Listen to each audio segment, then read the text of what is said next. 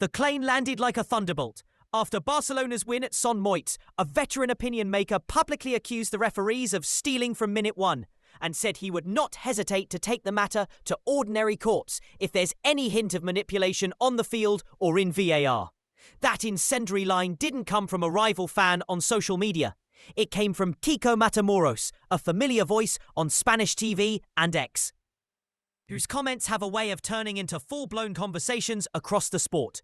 The moment mattered because it didn't sound like a hot take in the heat of the moment. It sounded like a cold, formal accusation that calls into question the integrity of the competition itself. You don't need to look far to see why the words stung. Fans replayed the decisions from Son Moix, a handful of calls that either went Barca's way or were left unpunished for the visitors. Contentious VAR checks. And an atmosphere online that shifted from what again to was that fair almost instantly. When a respected, polarising figure escalates from criticism to talk of legal complaints, it drags the debate out of pubs and punditry and puts it on a level that demands answers from officials. The immediate fallout was predictable and massive. Trending clips, angry threats, rival fans gloating, and neutral observers demanding clarity. But this was never just about one match. The conversation quickly opened up to a longer history. According to a compilation of La Liga records, over the last 10 seasons, there's been a striking difference in how often Barcelona's opponents have been sent off compared with Real Madrid's opposition. Numbers that add up to a gap of 27 red cards across a decade. That figure, whether you read it as coincidence or pattern, can't be dismissed when so many titles and tight campaigns have hinged on moments of numerical advantage. A red card changes formations. Possession? Tactics? It changes the story of every pitch it happens on. To understand why the stat matters, imagine a crucial derby or title-deciding fixture where one side is forced to play a man down. The extra space, the tactical reshuffle, the psychological edge, all tilt the scales. Over a season, that tilt may be insignificant, but over multiple seasons, it compounds into points and potentially trophies. That's why Matamoros' language, stealing from minute one, resonated with so many. It reframes isolated refereeing incidents as part of a contested narrative about competitive equality.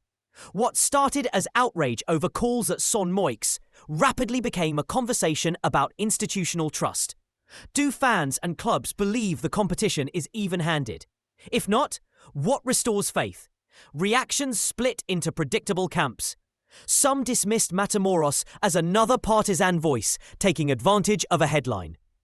Others pointed to the accumulated numbers and asked for transparency in VAR protocols, referee assignments, and post-match reviews.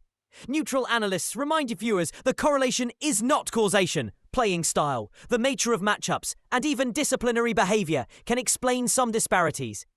Still, numbers like a double-digit gap in red cards invite further scrutiny rather than easy dismissal.